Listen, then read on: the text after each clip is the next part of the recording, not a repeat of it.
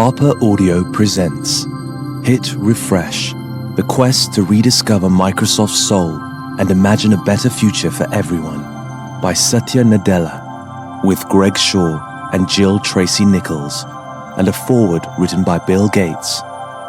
Read by Sridhar Solanki and Satya Nadella.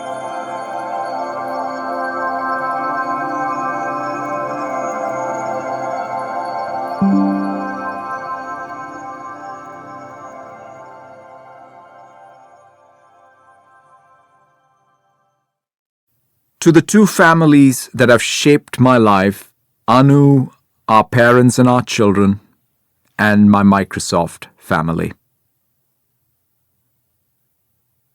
Foreword by Bill Gates.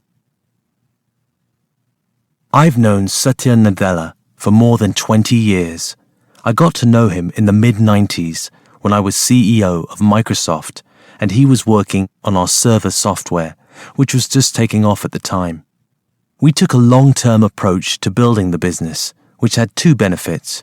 It gave the company another growth engine, and it fostered many of the new leaders who run Microsoft today, including Satya. Later, I worked really intensely with him when he moved over to run our efforts to build a world-class search engine. We had fallen behind Google, and our original search team had moved on. Satya was part of the group that came in to turn things around. He was humble, forward-looking, and pragmatic. He raised smart questions about our strategy, and he worked well with the hardcore engineers. So it was no surprise to me that once Satya became Microsoft's CEO, he immediately put his mark on the company. As the title of this book implies, he didn't completely break with the past. When you hit refresh on your browser, some of what's on the page stays the same. But under Satya's leadership, Microsoft has been able to transition away from a purely Windows-centric approach. He led the adoption of a bold new mission for the company. He is part of a constant conversation, reaching out to customers, top researchers, and executives. And most crucially, he is making big bets on a few key technologies like artificial intelligence and cloud computing, where Microsoft will differentiate itself. It is a smart approach not just for Microsoft, but for any company that wants to succeed in the digital age. The computing industry has never been more complex. Today, lots of big companies besides Microsoft are doing innovative work.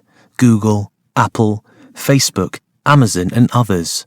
There are cutting-edge users all around the world, not just in the United States. The PC is no longer the only computing device, or even the main one, that most users interact with. Despite all this rapid change in the computing industry, we are still at the beginning of the digital revolution. Take artificial intelligence, AI, as an example. Think of all the time we spend manually organizing and performing mundane activities, from scheduling meetings to paying the bills. In the future, an AI agent will know that you are at work and have 10 minutes free, and then help you accomplish something that is high on your to-do list. AI is on the verge of making our lives more productive and creative. Innovation will improve many other areas of life too. It's the biggest piece of my work with the Gates Foundation, which is focused on reducing the world's worst inequities. Digital tracking tools and genetic sequencing are helping us get achingly close to eradicating polio, which would be just the second human disease ever wiped out. In Kenya, Tanzania, and other countries, digital money is letting low-income users save, borrow, and transfer funds like never before. In classrooms across the United States, personalized learning software allows students to move at their own pace and zero in on the skills they most need to improve. Of course, with every new technology, there are challenges. How do we help people whose jobs are replaced by AI agents and robots? Will users trust their AI agent with all their information? If an agent could advise you on your work style, would you want it to? That is what makes books like Hit Refresh so valuable. Satya has charted a course for making the most of the opportunities created by technology while also facing up to the hard questions. and he offers his own fascinating personal story, more literary quotations than you might expect, and even a few lessons from his beloved game of cricket. We should all be optimistic about what's to come. The world is getting better, and progress is coming faster than ever. This book is a thoughtful guide to an exciting, challenging future. And now, let's hear from Satya. It's taken me on this journey of developing each day more of an empathy for others. And when I think about what I have finally arrived at as what gives me deep meaning is that ability to take new ideas and empathy for people and connect the two, and to be able to pursue that. That's what gives me the greatest of satisfactions. When I look at what we are doing with the eye gaze technology and Steve Gleason and what it will mean for people with ALS and anyone with cerebral palsy, I mean, believe me, I know what that means. It's magical. It just gives me the greatest of satisfaction. When I know when we are working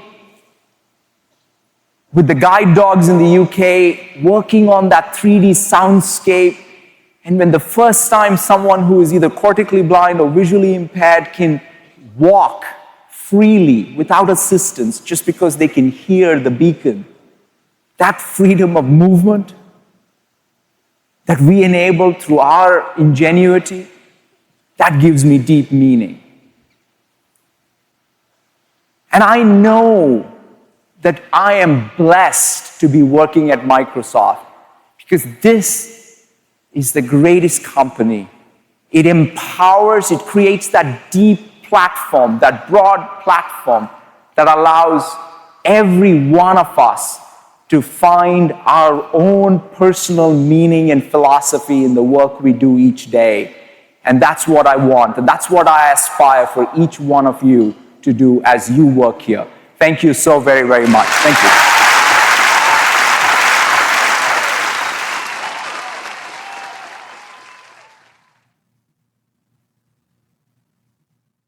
Chapter 1.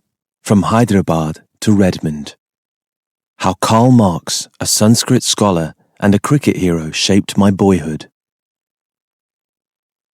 I joined Microsoft in 1992 because I wanted to work for a company filled with people who believed they were on a mission to change the world. That was 25 years ago, and I've never regretted it.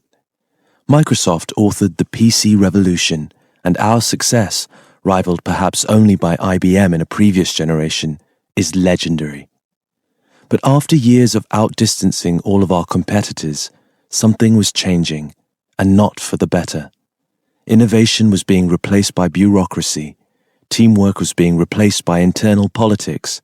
We were falling behind. In the midst of these troubled times, a cartoonist drew the Microsoft organization chart as warring gangs, each pointing a gun at another. The humorous message was impossible to ignore. As a 24-year veteran of Microsoft, a consummate insider, the caricature really bothered me. But what upset me more was that our own people just accepted it.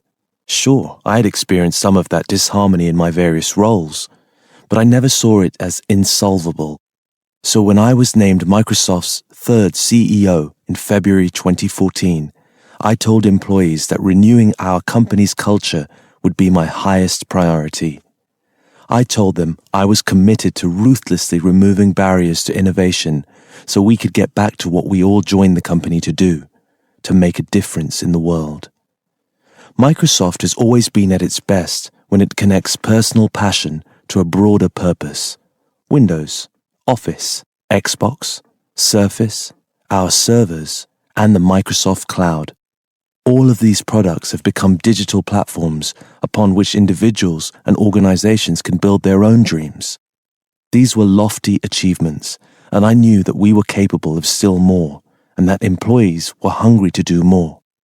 Those were the instincts and the values I wanted Microsoft's culture to embrace. Not long into my tenure as CEO, I decided to experiment with one of the most important meetings I lead. Each week, my senior leadership team, SLT, meets to review, brainstorm, and wrestle with big opportunities and difficult decisions. The SLT is made up of some very talented people: engineers, researchers, managers, and marketers. It's a diverse group of men and women from a variety of backgrounds who have come to Microsoft because they love technology and they believe their work can make a difference. At the time, it included people like Peggy Johnson, a former engineer in GE's military electronics division and Qualcomm executive who now heads business development; Kathleen Hogan, a former Oracle applications developer who now leads human resources and is my partner in transforming our culture; Kurt Delbene, a veteran Microsoft leader who left the company to help fix healthcare.gov during the Obama administration and returned to lead strategy; Chi Lu, who spent 10 years at Yahoo and ran our applications and services business. He held 20 US patents; our CFO, Amy Hood, was an investment banker at Goldman Sachs; Brad Smith, president of the company and chief legal officer, was a partner at Covington and Burling, remembered to this day as the first attorney in the nearly century-old firm to insist as a condition of his employment in 1986 that he have a PC on his desk; Scott Guthrie, who took over from me as leader of our cloud and enterprise business, joined Microsoft right out of Duke University. Coincidentally, Terry Myerson, our Windows and Devices chief, also graduated from Duke before he founded Intersay, one of the first web software companies. Chris Capicella, our chief marketing officer, who grew up in a family-run Italian restaurant in the North End of Boston and joined Microsoft right out of Harvard College the year before I joined. Kevin Turner, a former Walmart executive who was chief operating officer and led worldwide sales. Harry Shum, who leads Microsoft's celebrated artificial intelligence and research group operation, received his PhD in robotics from Carnegie Mellon and is one of the world's authorities on computer vision and graphics. I had been a member of the SLT myself when Steve Ballmer was CEO, and while I admired every member of our team, I felt that we needed to deepen our understanding of one another, to delve into what really makes each of us tick, and to connect our personal philosophies to our jobs as leaders of the company. I knew that if we dropped those proverbial guns and channeled that collective IQ and energy into a refreshed mission, we could get back to the dream that first inspired Bill and Paul, democratizing leading-edge computer technology. Just before I was named CEO, our home football team, the Seattle Seahawks, had just won the Super Bowl, and many of us found inspiration in their story. The Seahawks coach, Pete Carroll, had caught my attention with the hiring of psychologist Michael Gervais, who specializes in mindfulness training to achieve high-level performance. It may sound like kumbaya, but it's far from it. Dr. Gervais worked with the Seahawks to fully engage the minds of players and coaches to achieve excellence on the field and off. Like athletes, we all navigate our own high-stakes environments, and I thought our team could learn something from Dr. Gervais's approach. Early one Friday morning, the SLT assembled. Only this time, it was not in our staid executive boardroom. Instead, we gathered in a more relaxed space on the far side of campus, one frequented by software and game developers. It was open, airy, and unpretentious. Gone were the usual tables and chairs. There was no space to set up computers to monitor never-ending emails and news feeds. Our phones were put away, jammed into pants, pockets, bags, and backpacks. Instead, we sat on comfortable couches in a large circle. There was no place to hide. I opened the meeting by asking everyone to suspend judgment and try to stay in the moment. I was hopeful, but I was also somewhat anxious. For the first exercise, Dr. Gervais asked us if we were interested in having an extraordinary individual experience. We all nodded yes. Then he moved on and asked for a volunteer to stand up. Only no one did, and it was very quiet and very awkward for a moment. Then our CFO, Amy Hood, jumped up to volunteer and was subsequently challenged to recite the alphabet, interspersing every letter with a number: A1, B2, C3, and so forth. But Dr. Gervais was curious. Why wouldn't everyone jump up? Wasn't this a high-performing group? Didn't everyone just say they wanted to do something extraordinary? With no phones or PCs to look at, we looked down at our shoes or shot a nervous smile to colleagues. The answers were hard to pull out, even though they were just beneath the surface. Fear of being ridiculed, of failing, of not looking like the smartest person in the room, and arrogance. I'm too important for these games. What a stupid question we had grown used to hearing. But Dr. Gervais was encouraging. People began to breathe more easily and to laugh a little. Outside, the greyness of the morning brightened beneath the summer sun, and one by one, we all spoke. We shared our personal passions and philosophies. We were asked to reflect on who we are, both in our home lives and at work. How do we connect our work persona with our life persona? People talked about spirituality, their Catholic roots, their study of Confucian teachings. They shared their struggles as parents and their unending dedication to making products that people love to use for work and entertainment. As I listened, I realized that in all of my years at Microsoft, this was the first time I'd heard my colleagues talk about themselves, not exclusively about business matters. Looking around the room, I even saw a few teary eyes. When it came my turn, I drew on a deep well of emotion and began to speak. I'd been thinking about my life, my parents, my wife and children, my work. It had been a long journey to this point. My mind went back to earlier days, as a child in India, as a young man immigrating to this country, as a husband and the father of a child with special needs, as an engineer designing technologies that reach billions of people worldwide, and yes, even as an obsessed cricket fan who long ago dreamed of being a professional player. All these parts of me came together in this new role, a role that would call upon all of my passions, skills, and values, just as our challenges would call upon everyone else in the room that day and everyone else who worked at Microsoft. I told them that we spend far too much time at work for it not to have deep meaning. If we can connect what we stand for as individuals with what this company is capable of, there is very little we can't accomplish. For as long as I can remember, I've always had a hunger to learn, whether it be from a line of poetry, from a conversation with a friend, or from a lesson with a teacher. My personal philosophy and my passion, developed over time and through exposure to many different experiences, is to connect new ideas with a growing sense of empathy for other people. Ideas excite me. Empathy grounds and centers me. Ironically, it was a lack of empathy that nearly cost me the chance to join Microsoft as a young man some 20 years before.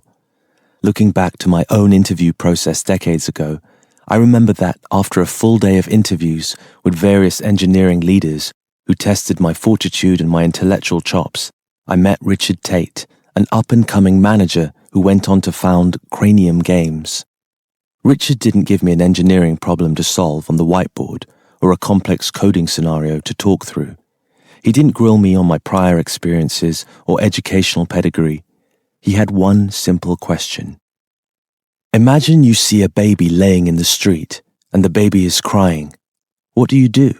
He asked. You call 911, I replied without much forethought.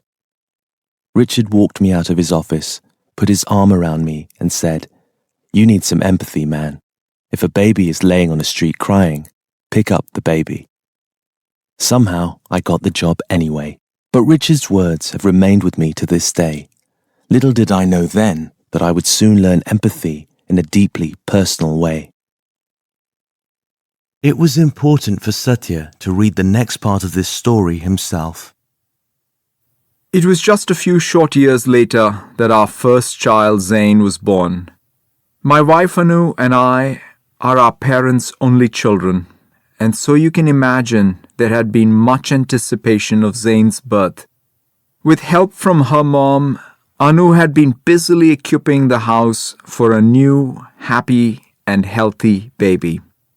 Our preoccupations were more centered around how quickly Anu might return to her burgeoning career as an architect from maternity leave.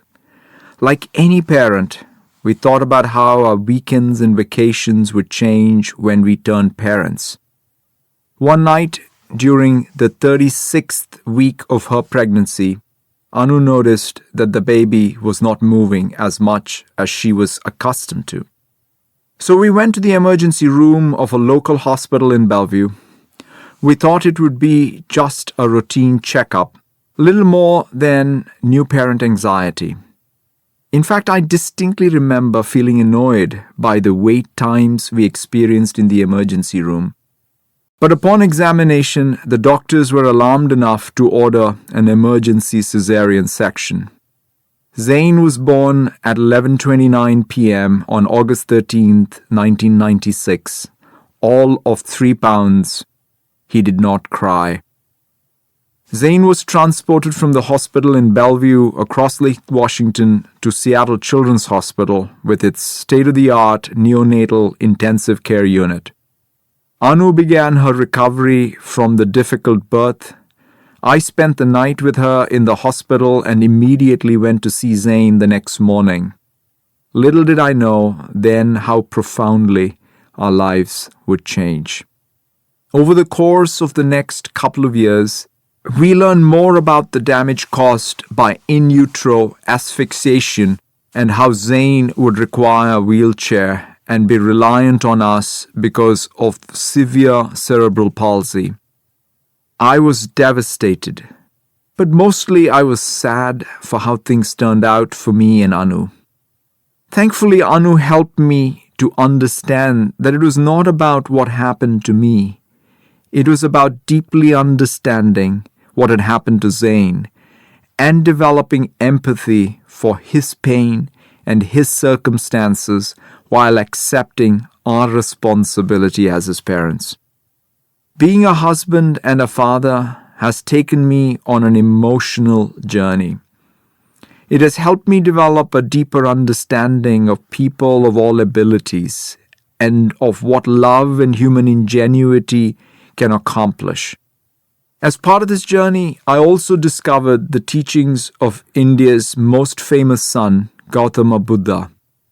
I'm not particularly religious, but I was searching and I was curious why so few people in India have been followers of Buddha despite his origins. I discovered Buddha did not set out to found a world religion. He set out to understand why one suffers. I learned that only through living life's ups and downs can you develop empathy. That in order not to suffer, or at least not to suffer so much, one must become comfortable with impermanence. I distinctly remember how much of the permanence of Zain's condition bothered me in the early years of his life. However, things are always changing. If you could understand impermanence deeply, you would develop more equanimity.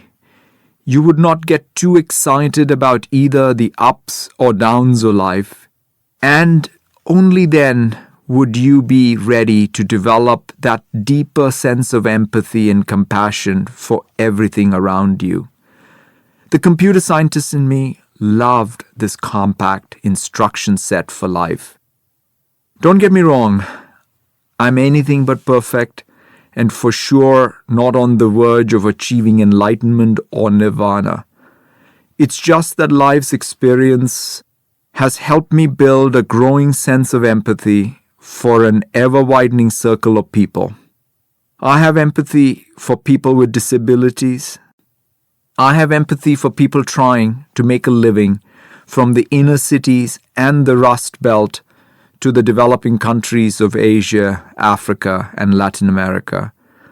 I have empathy for small business owners working to succeed. I have empathy for any person targeted with violence and hate because of the color of his or her skin, what they believe, or who they love. My passion is to put empathy at the center of everything I pursue, from the products we launch to the new markets we enter, to the employees, customers, and partners we work with. Of course, as a technologist, I have seen how computing can play a crucial role in improving lives. At home, Zane's speech therapist worked with 3 high school students to build a Windows app for Zane to control his own music. Zane loves music and has wide-ranging tastes spanning eras, genres, and artists. He likes everything from Leonard Cohen to ABBA to Nusrat Fateh Ali Khan, and wanted to be able to flip through these artists, filling his room with whatever music suited him at any given moment.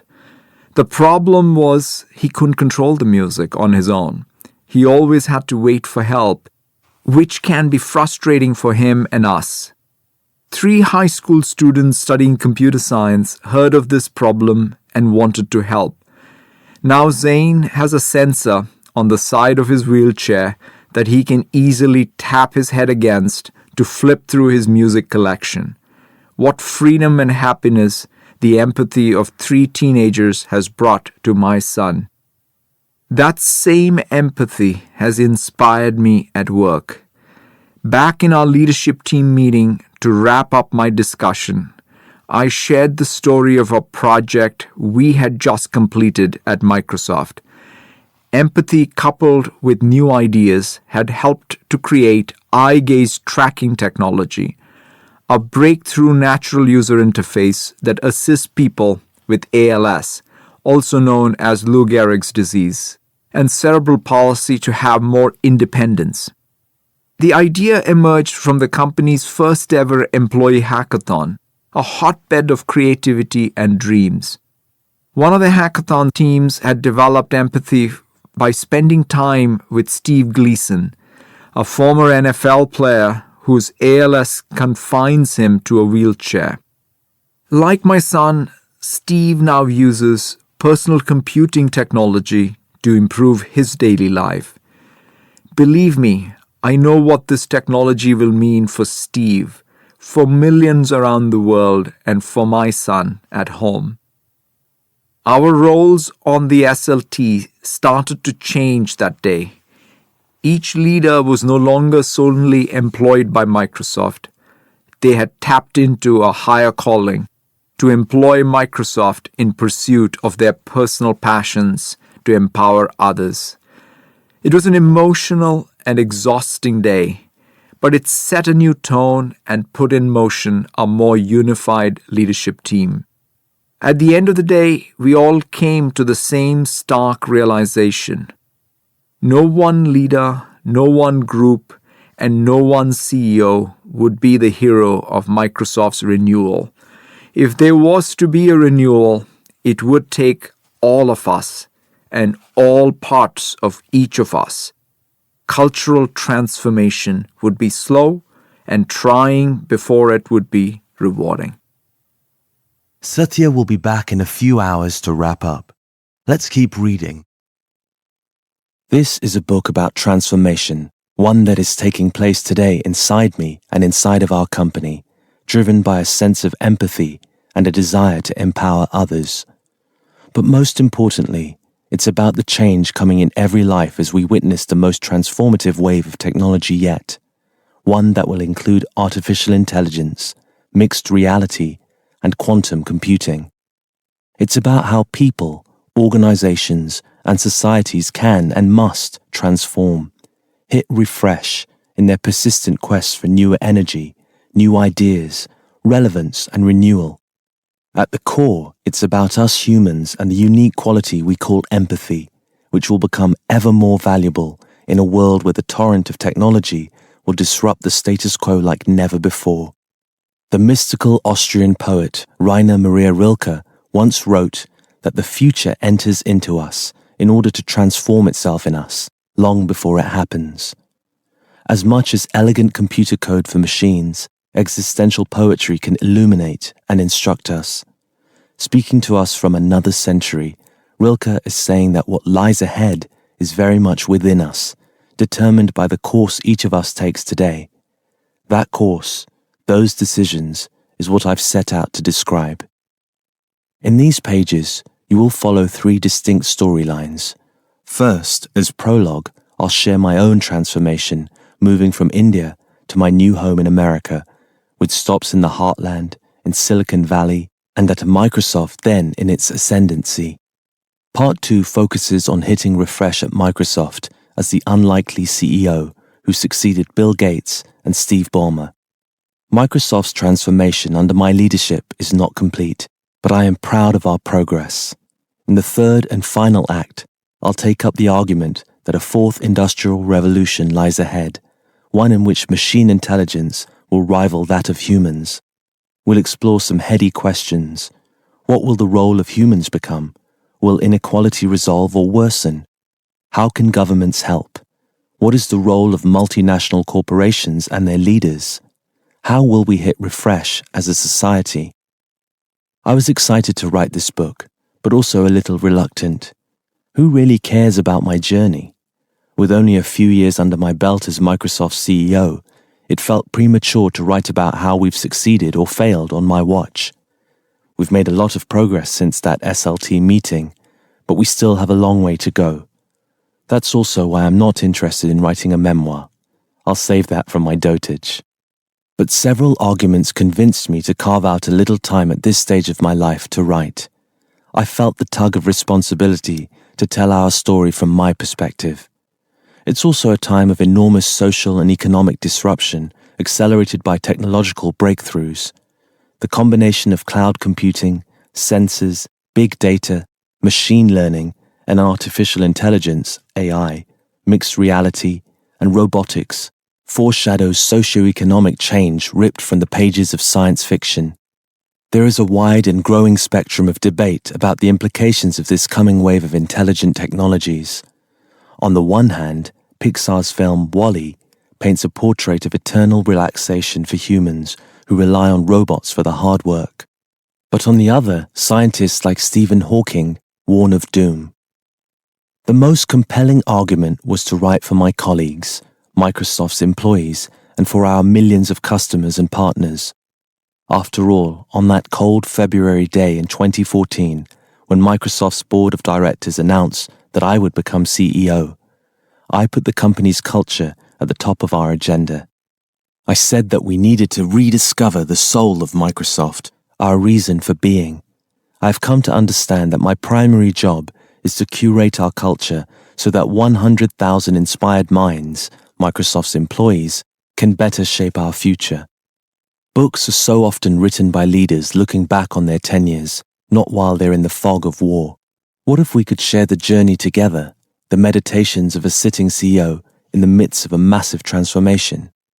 Microsoft's roots, its original raison d'être, was to democratize computing, to make it accessible to everyone. A computer on every desk and in every home was our original mission. It defined our culture, but much has changed. Most every desk and home now have a computer, and most people have a smartphone. We had succeeded in many ways, but we also were lagging in too many other ways. PC sales had slowed and we were significantly behind in mobile. We were behind in search, and we needed to grow again in gaming. We needed to build deeper empathy for our customers and their unarticulated and unmet needs. It was time to hit refresh. After 22 years as an engineer and a leader at Microsoft, I had been more philosophical than anxious about the search process for a new CEO. Even with speculation swirling about who would succeed Steve, quite frankly, my wife Anu and I largely ignored the rumors. At home, we were just too busy with taking care of Zane and our 2 daughters.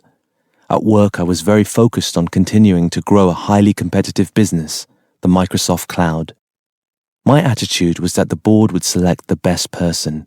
It would be great if it were me, but I would also be equally happy working for someone the board had confidence in. In fact, as part of the interview process, one of the board members suggested that if I wanted to be CEO, I needed to be clear that I was hungry for the job. I thought about this and even talked to Steve. He laughed and simply said, "It's too late to be different." It just wouldn't be me to display that kind of personal ambition.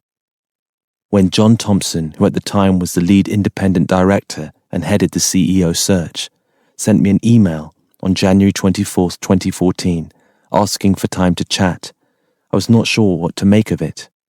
I thought he probably was going to give me an update on where the board was in its decision process. And so when John called that evening, he first asked me if I was sitting down. I was not. In fact, I was calmly playing with a Kookaburra cricket ball, as I usually do when talking on the speakerphone at work. He went on to deliver the news that I was to become the new CEO of Microsoft. It took a couple of minutes to digest his message. I said that I was honored, humbled, and excited. They were unplanned words, but they perfectly captured how I felt. Weeks later, I told media outlets that we needed to focus more clearly, move faster, and continue to transform our culture and business. But behind the scenes, I knew that to lead effectively, I needed to get some things square in my own mind, and ultimately, in the minds of everyone who works at Microsoft. Why does Microsoft exist? And why do I exist in this new role? These are questions everyone in every organization should ask themselves. I worried that failing to ask these questions and truly answer them risked perpetuating earlier mistakes and, worst, not being honest. Every person, organization, and even society reaches a point at which they owe it to themselves to hit refresh, to re-energize, renew, reframe, and rethink their purpose. If only it were as easy as punching that little refresh button on your browser. Sure, in this age of continuous updates and always-on technologies, hitting refresh is a quaint idea. But still, when it's done right, when people and cultures recreate and refresh, a renaissance can be the result. Sports franchises do it. Apple did it. Detroit is doing it. One day, ascending companies like Facebook will stop growing, and they will have to do it too. And so let me start at the beginning, my own story. I mean, what kind of CEO asks such existential questions as why do we exist in the first place? Why are concepts like culture, ideas, and empathy so important to me? Well, my father was a civil servant with Marxist leanings, and my mother was a Sanskrit scholar. While there is much I learned from my father, including intellectual curiosity and a love of history, I was always my mother's son. She cared deeply about my being happy, confident, and living in the moment without regrets. She worked hard both at home and in the college classroom where she taught the ancient language, literature, and philosophy of India, and she created a home full of joy. Even so, my earliest memories are of my mum struggling to continue her profession and to make the marriage work. She was the constant, steadying force in my life, and my father was larger than life. He nearly immigrated to the United States, a faraway place that represented opportunity, on a Fulbright fellowship to pursue a PhD in economics. But those plans were suddenly and understandably shelved when he was selected to join the Indian Administrative Service, IAS. It was early 1960s, and Jawaharlal Nehru was India's first Prime Minister following Gandhi's historic movement, which had achieved independence from Great Britain. For that generation, entering the civil service and being part of the birth of a new nation was a true dream come true. The IAS was essentially a remnant of the old Raj system left by the British to govern after the UK turned over control of the country in 1947. Only about 100 young professionals per year were selected for the IAS, and so at a very young age, my father was administering a district with millions of people. Throughout my childhood, he was posted in many districts across the state of Andhra Pradesh in India. I remember moving from place to place, growing up in the 60s and early 70s in old colonial buildings in the middle of nowhere with lots of time and space and in a country being transformed. My mum did her level best during all these disruptions to maintain her teaching career, raise me, and be a loving wife.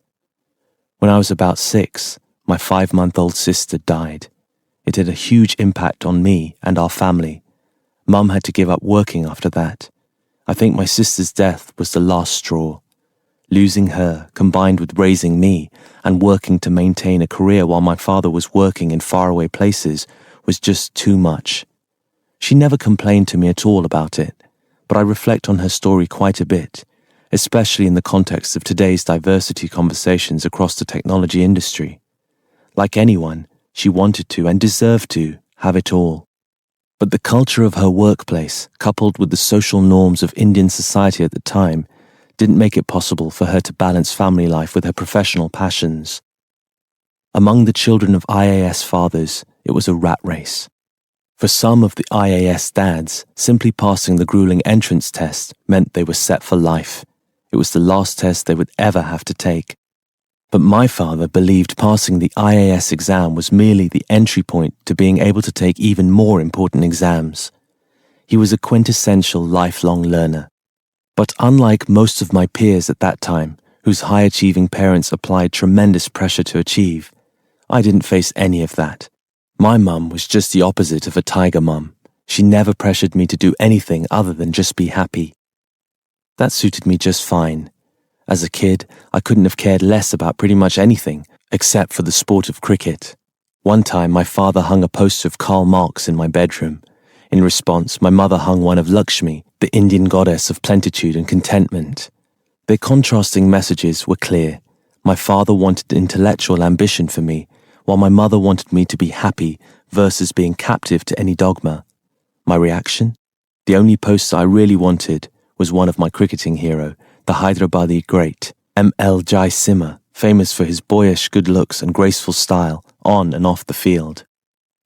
Looking back, I have been influenced by both my father's enthusiasm for intellectual engagement and my mother's dream of a balanced life for me. And even today, cricket remains my passion. Nowhere is the intensity for cricket greater than in India, even if the game was invented in England. I was good enough to play for my school in Hyderabad, a place that had a lot of cricket tradition and zeal. I was an off-spin bowler, which in baseball would be the equivalent to a pitcher with a sharp, breaking curveball. Cricket attracts an estimated 2.5 billion fans globally, compared with just 500 million baseball fans. Both are beautiful sports with passionate fans and a body of literature brimming with the grace, excitement, and complexities of competition. In his novel Netherland, Joseph O'Neill describes the beauty of the game, its 11 players converging in unison toward the batsman and then returning again and again to their starting point. A repetition or pulmonary rhythm, as if the field breathed through its luminous visitors. I think of that metaphor of the cricket team now as a CEO when reflecting on the culture we need in order to be successful. I had attended schools in many parts of India, Srikakulam, Tirupati, Mussoorie, Delhi, and Hyderabad. Each left its mark and has remained with me. Mussoorie, for example, is a northern Indian city tucked into the foothills of the Himalayas, around 6,000 feet of elevation. Every time I see Mount Rainier from my home in Bellevue, I'm always reminded of the mountains of childhood, Nanda Devi and Bandarpach. I attended kindergarten at the convent of Jesus and Mary. It is the oldest school for girls in India, but they let boys attend kindergarten. By age 15, we had stopped moving and I entered Hyderabad Public School, which boarded students from all over India. I'm thankful for all the moves. They helped me adjust quickly to new situations. But going to Hyderabad was truly formative. In the 1970s, Hyderabad was out of the way, not at all the metropolis of 6.8 million people it is today. I really didn't know or care about the world west of Bombay on the Arabian Sea, but attending boarding school at HPS was the best break I had in my life. At HPS, I belonged to the Nalanda or Blues House, which was named for an ancient Buddhist university. The whole school was multicultural, Muslims, Hindus, Christians, Sikhs, all living and studying together. The school was attended by members of the elite as well as by tribal kids who had come from the interior districts on scholarships. The chief minister's son attended HPS alongside the children of Bollywood actors. In my dorm, there were kids from every part of the Indian economic strata. It was an amazingly equalizing force, a moment in time worth remembering. The list of alumni today speaks to this success. Shantanu Narayan, the CEO of Adobe, Ajay Singh Banga, the CEO of MasterCard, Syed B. Ali, head of KVM Networks, Prem Watsa, founder of Fairfax Financial Holdings in Toronto, parliament leaders, film stars, athletes, academics, and writers all came from this small, out-of-the-way school. I was not academically great, and nor was the school known to push academics. If you liked to study physics, you studied physics. If you felt like, science was too boring and you wanted to study history, you studied history. There wasn't that intense peer pressure to follow a particular path. After a few years at HPS, my dad went to work at the United Nations in Bangkok. He wasn't too fond of my laid-back attitude. He said, "I'm going to pull you out and you should come do your 11th and 12th in some international school in Bangkok." I said no chance, and so I just stuck to Hyderabad. Everybody was thinking, "Are you crazy? Why would you do that?" But there was no way I was leaving. Cricket was a major part of my life at that time. Attending that school gave me some of my greatest memories and a lot of confidence. By 12th grade, if you had asked me about my dream, it was to attend a small college, play cricket for Hyderabad, and eventually work for a bank. That was it.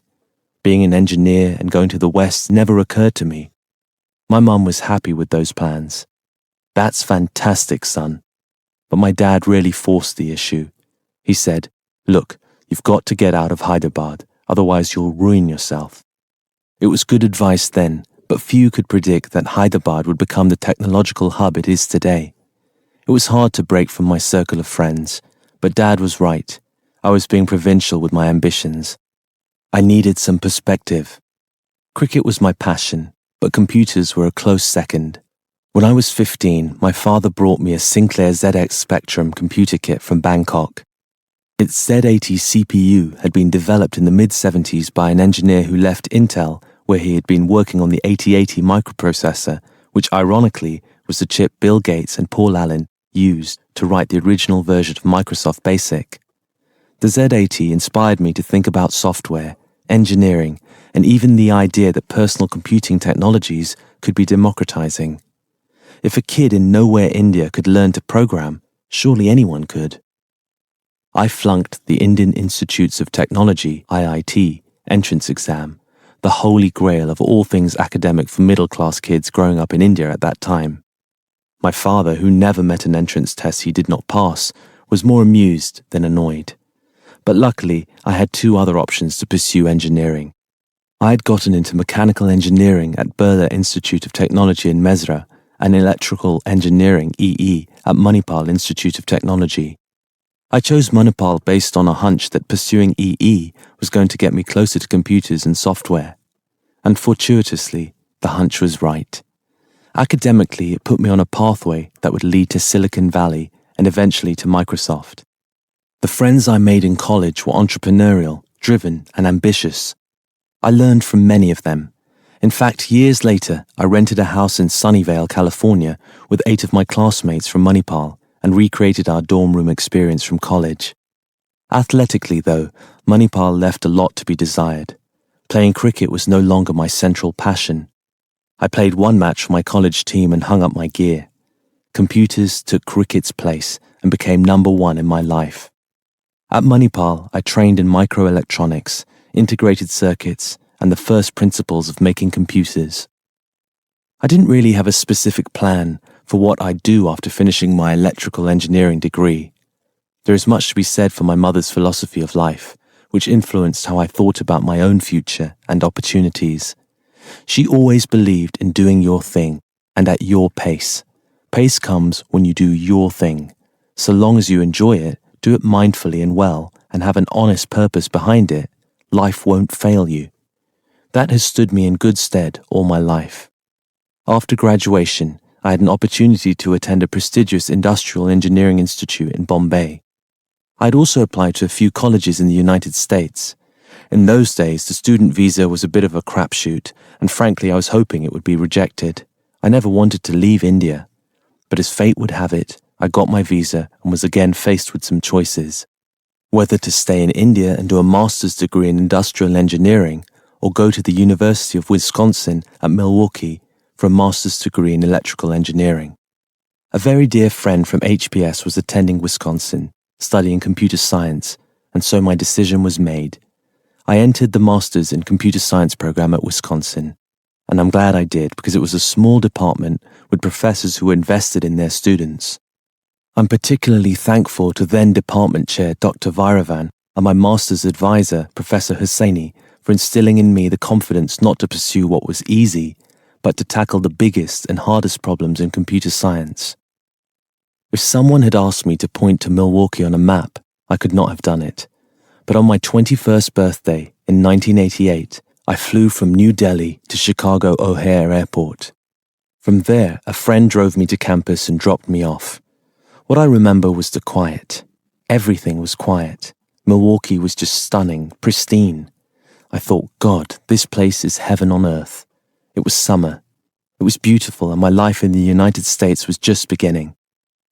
Summer became winter, and the cold of Wisconsin is something to behold if you've come from southern India. I was a smoker at the time, and all smokers had to stand outside. There were a number of us from various parts of the world. The Indian students couldn't stand the cold, so we quit smoking.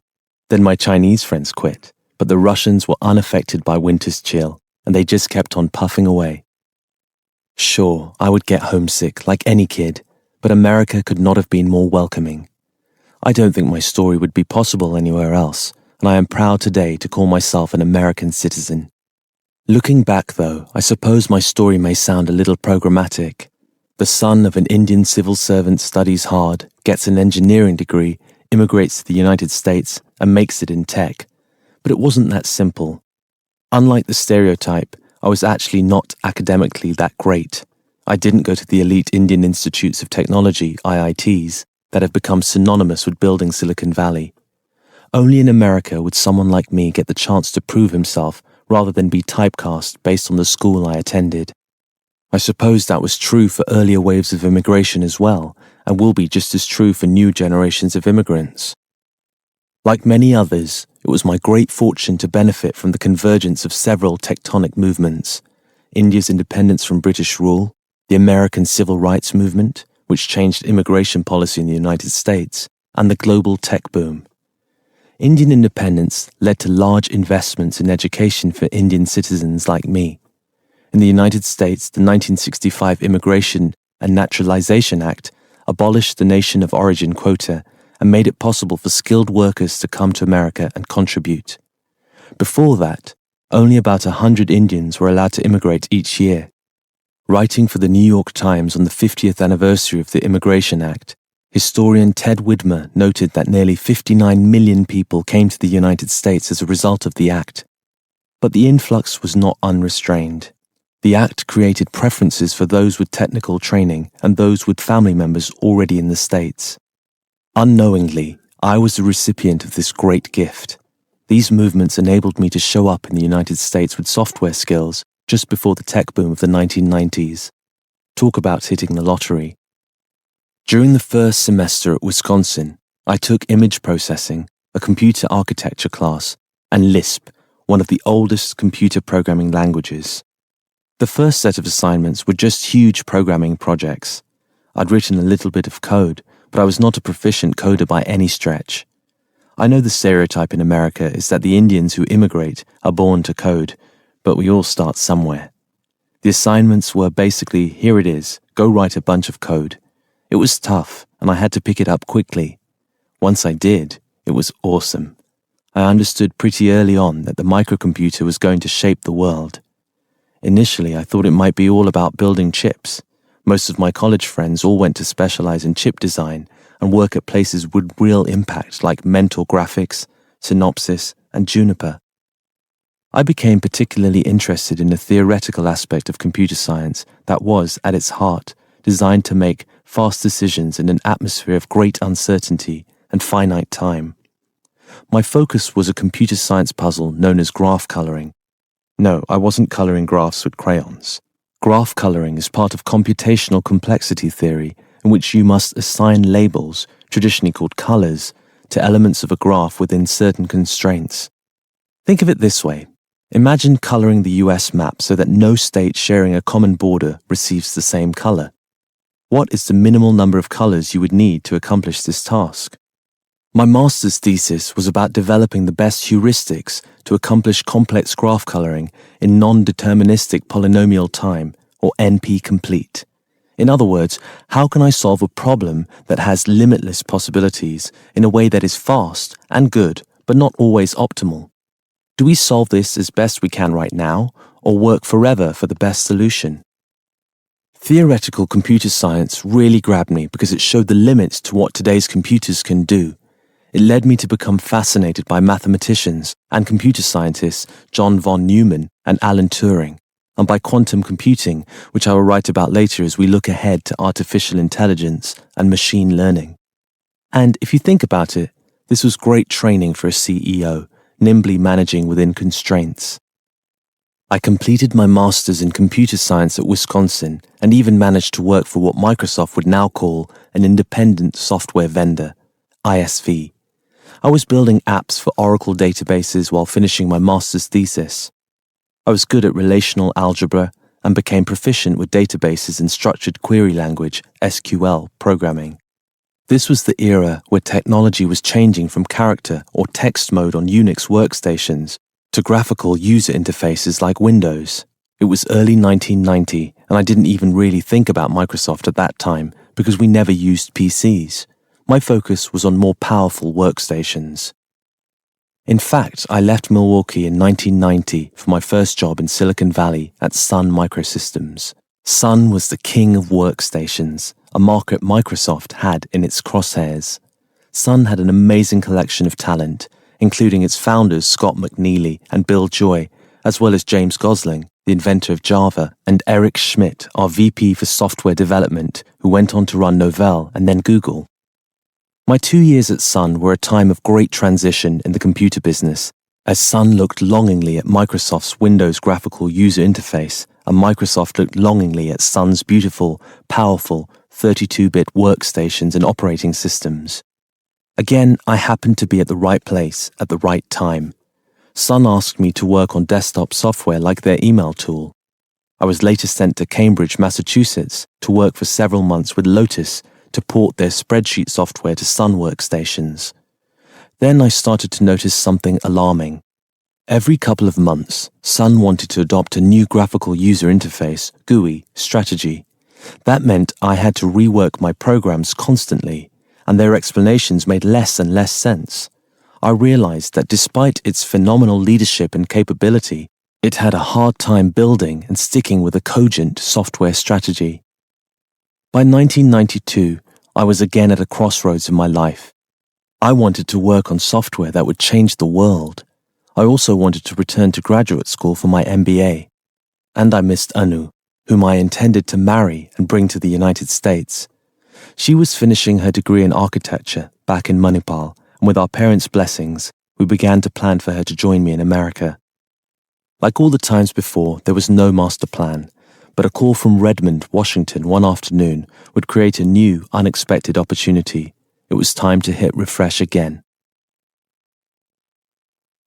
On a cool November day in the Pacific Northwest, I first set foot on the Microsoft campus and entered an unremarkable corporate office unimaginatively named Building 22. Shrouded by towering Douglas firs, it remains even today barely visible from the adjacent State Route 520, known for its floating bridge connecting Seattle to Redmond. The year was 1992. Microsoft stock was just beginning an epic rise, though its founders, Bill Gates and Paul Allen, could still walk down the street unrecognized. Windows 3.1 had just been released, setting the stage for Windows 95 and the grandest consumer technology product launch yet. Sony introduced the CD-ROM, and the first website was launched, though it would be 2 more years before the internet would become a tidal wave. TCI introduced digital cable, and the FCC approved digital radio. On a chart, PC sales at this time showed the start of a meteoric ascent. Looking back now, I couldn't have timed my entrance any better. The resources, the talent, and the vision were there to compete and to lead the industry. My journey to Redmond had taken me from my home in India to Wisconsin for graduate school to the Silicon Valley to work for Sun. Over the summer, I had been recruited to join Microsoft as a 25-year-old evangelist for Windows NT, a 32-bit operating system that was designed to extend the company's popular consumer program into much more powerful business systems. A few years later, NT would become the backbone of future Windows versions. Even today's generation of Windows, Windows 10, builds on the original NT architecture. I had heard of NT while working at Sun, but had never used it. A colleague had attended a Microsoft conference where they showed off NT to developers. He came back and told me about the product. I thought, wow, this is going to get serious. I wanted to be in a place that would have real impact. The guys who had recruited me to Microsoft, Richard Tate and Jeff Teeper, said they needed someone who understood Unix and 32-bit operating systems. I was a little unsure. What I really wanted to do was go to business school. I knew that management would complement my engineering training, and I had been thinking about a switch to investment banking. I had gotten into the full-time program at University of Chicago, but Teeper said, "You should just join us straight away." I decided to do both. I was able to switch my admission to the part-time program at Chicago, but then never told anyone that I was flying to Chicago for weekends. I finished my MBA in 2 years and was glad I did. During the week, my job was to fly all over the country, lugging these enormous compact computers to meet with customers, usually chief information officers, at places like Georgia Pacific or Mobile, to convince them that our new, more robust operating system for business was superior to the others and convert them. And at school, I learned more math, taking high-level finance classes in Chicago than in my engineering coursework. The classes I took with Stephen Kaplan, Marvin Zonis, and many other storied faculty at the university on strategy, finance, and leadership influenced my thinking and intellectual pursuits long after I completed the MBA. It was an exciting time to be at Microsoft. Not long after joining, I met Steve Ballmer for the first time. He stopped by my office to give me one of his very expressive high fives for leaving Sun and joining Microsoft. It was the first of what would be many interesting and enjoyable conversations with Steve over the years. There was a true sense of mission and energy at the company then. The sky was the limit. Within a few years, my work on Windows NT landed me in a new advanced technology group founded by Renaissance man Nathan Myhrvold. Along with Rick Rashid, Craig Mundy, and others, Microsoft was assembling the greatest technology IQ since Xerox PARC, the famed Silicon Valley Center for Innovation. I was humbled when asked to join the group as a product manager on a project codenamed Tiger Server, which was a major investment in building a video-on-demand VOD service. It would be years before cable companies would deliver the technology and business model to support VOD, and years before Netflix made video streaming mainstream. Fortunately, I lived right next to the Microsoft campus, the endpoint for all of this amazing broadband infrastructure that made our VOD pilot possible. So in 1994, long before it was commercially available, I had video on demand while sitting in my little apartment. We only had about 15 movies, but I remember watching them over and over again. Even as our team planned to launch our Tiger server over a fully switched asynchronous transfer mode, ATM, network to the home, we saw our idea become obsolete virtually overnight with the birth of the internet. While my mind was fully engaged, my heart was distracted. Anu and I had decided to marry when I made a trip back to India just before joining Microsoft. I had known Anu all of my life. Her dad and my father had joined the IAS together, and we were family friends. In fact, Anu's dad and I shared a passion for talking endlessly about cricket, something we continue to this day. He had played for his school and college, captaining both teams. When exactly I fell in love with Anu is what computer scientists would call an NP-complete question. I can come up with many times and places, but there is no one answer. In other words, it's complex. Our families were close, our social circles were the same. As kids, we had played together. We overlapped in school and college. Our beloved family dog came from Anu's family dog's litter, but once I moved to the United States, I lost touch with her. When I went back to India for a visit, we saw each other again. She was in her final year of architecture at Manipal and enjoying an internship in New Delhi. Our two families met for dinner one evening, and that night, more than ever, I was convinced that she was the one. We shared the same values, the same outlook on the world, and dreamed of similar futures. In many ways, her family was already mine and mine hers. The next day, I persuaded her to take me to an optician where I needed to have my glasses repaired. After the appointment, we walked and talked for hours in the neighboring Lodi Gardens, an ancient architectural site that today is popular with tourists. Anu, a student of architecture, loved all the historical monuments that dotted Delhi, and for days afterward we explored them together. I had visited them all before as a kid, but this was different. We stopped for lunch on Bandra Road, enjoyed plays in the National Institute of Drama, and shopped in the bookstores of Khan Market. We had fallen in love. It was in the lush Lodi Gardens that one October afternoon in 1992 I proposed, and thankfully for me, Anu said yes. We walked back to Anu's place on Humayun Road and broke the news to Anu's mum. We were married just 2 months later in December. It was a happy time, but the complications of immigration would soon prove a challenge.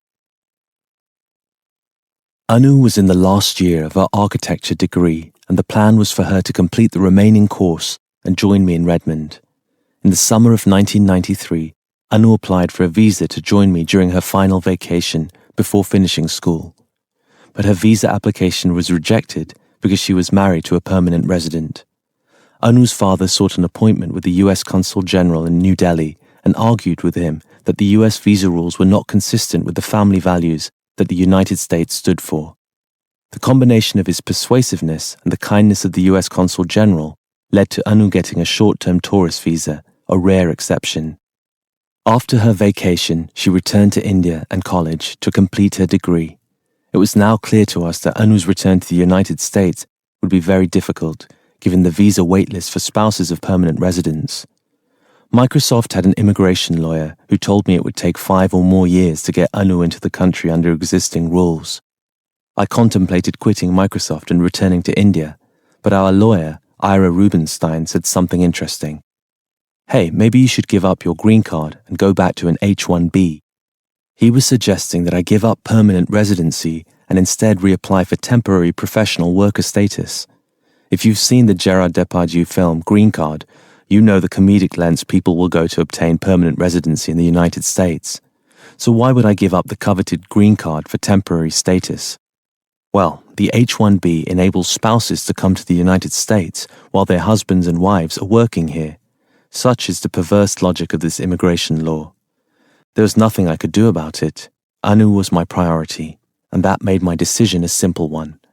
I went back to the US Embassy in Delhi in June of 1994, past the enormous lines of people hoping to get a visa, and told a clerk that I wanted to give back my green card and apply for an H-1B. He was dumbfounded. Why? He asked. I said something about the crazy immigration policy. He shook his head and pushed a new form to me. Fill this out. The next morning, I returned to apply for an H-1B application. Miraculously, it all worked. Anu joined me, for good, in Seattle, where we would start a family and build a life together. What I didn't expect was the instant notoriety around campus. Hey, there goes the guy who gave up his green card. Every other day, someone would call me and ask for advice. Much later, one of my colleagues, Kunal Bal, did quit Microsoft when his H-1B ran out and his green card had not yet arrived. He returned to India and then founded Snapdeal, which today is worth more than $1 billion and employs 5,000 people.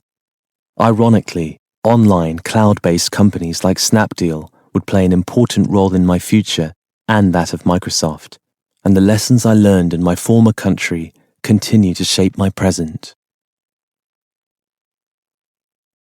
Chapter 2. Learning to Lead. Seeing the cloud through our windows. I am obsessed with cricket. No matter where I am, this beautiful game is always in the back of my mind. The joy, the memories, the drama, the complexities and the ups and downs, the infinite possibilities. For those of you unfamiliar with cricket, it is an international sport played on a large green oval in the summer and early fall. Its popularity is strongest among the current and former nations of the British Commonwealth. Like baseball, in cricket a ball is hurled at a batter who endeavours to strike the ball and score as many runs as possible. The pitcher is a bowler, the batter is a batsman, the diamond is a wicket, and the fielders try to get the batsman out. Yes, there are forms of a match that can stretch on for days, but then in baseball teams compete to win 3, 5, and even 7-game series. Both sports are endlessly complex, but suffice it to say that the team with the most runs wins. This is not the book to describe the ins and outs of cricket, but it is a book that cannot avoid the metaphor of cricket and business. Like most South Asians, I somehow fell in love with this most English of games on the dusty matting wickets of the Deccan Plateau in southern India. There, on those fields, I learned a lot about myself, succeeding and failing as a bowler, a batsman, and a fielder. Even today I catch myself reflecting on the nuances within the cricket rulebook and the inherent grace of a team of 11 working together as one unit. During the early years of my life, when my father's work as a civil servant took us to the district headquarters of Andhra Pradesh and the hills of Mussoorie in what is now Uttarakhand, cricket was not the phenomenon it is now. Today, the Indian Premier League sells its 10-year television rights for billions. But back then it became a phenomenon for me, when at the age of 8 we moved to Hyderabad. We stayed in a rented house in the Samajigura neighborhood, and our landlord, Mr. Ali, was a gracious and proud Hyderabadi who wore his Osmania University cricket cap while working in his auto shop. He was full of stories about all the great Hyderabadi cricketers of the 1960s. He once took me to watch a first-class match between Hyderabad and Bombay, today's Mumbai. It was my first time in the great cricket stadium Fateh Maidan. I was completely smitten that day with all the glamour of cricket. The athletes, M.L.J. Simha, Abbas Ali Beg, Abid Ali, and Mumtaz Hussain, became my heroes. The Bombay side had Sunil Gavaskar and Ashok Mankad, among many other stars. I don't recall any of them making much of an impression, even though they beat Hyderabad handily. I was in awe of M.L.J. Simha's on-field presence, his fashionable upturned collar and distinctive gait. To this day, I remember Mr. Ali's descriptions of Mumtaz Hussain's mystery ball and watching Abid Ali charging down the wicket to a medium pacer. Soon my dad was again transferred in his job, and I moved to attend school in Delhi. There I watched my first test match at Feroz Shah Kotla. It was a match between India and England. Watching these two sides play left an indelible impression. I remember the English batsman Dennis Amiss and bowler John Lever combined to destroy India by an innings, leaving me distraught for weeks.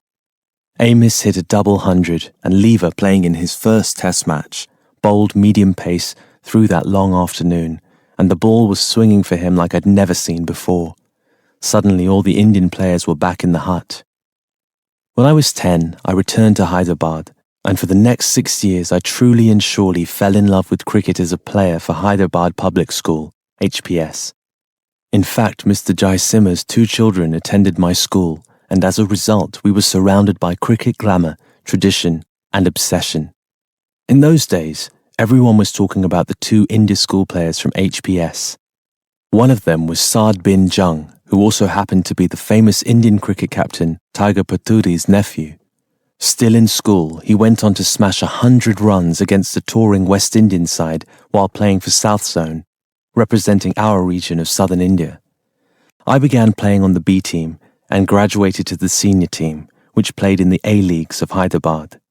We were the only school team to play in the A-Leagues, as the other teams were sponsored by banks and miscellaneous companies. Ranji Trophy players would turn up in these league games, and all that intrigue made for intense competition. What excited me then about cricket is what still excites me today, even living in a non-cricketing country, though the United States over 100 years ago did periodically host Australian and English sides. Cricket for me is like a wondrous Russian novel with plots and subplots played out over the course of multiple acts. In the end, one brilliant knock or 3 deftly bowled balls can change the complexion of a game. There are 3 stories from my all-too-brief cricketing past that speak very directly to business and leadership principles I use even today as a CEO. The first principle is to compete vigorously and with passion in the face of uncertainty and intimidation. In my school cricketing days, we played a team one summer that had several Australian players. During the match, our PE teacher, who acted as a sort of general manager for the team, noticed that we were admiring the Aussies play. In fact, we were more than a little intimidated by them. We had never played against foreign players, and Australia, of course, loomed large in the national cricket psyche. I now recognise our teacher and general manager as very much like an American football coach, loud and very competitive. He was having none of our admiration and intimidation. He began by yelling at the captain to get more aggressive. I was a bowler and a terrible fielder, but he positioned me at forward short leg, right beside the powerful Australian batsman. I would have been happy standing far away, but he put me right next to the action. In time, with new energy and new focus, we transformed into a competitive team. It showed me that you must always have respect for your competitor, but don't be in awe. Go and compete.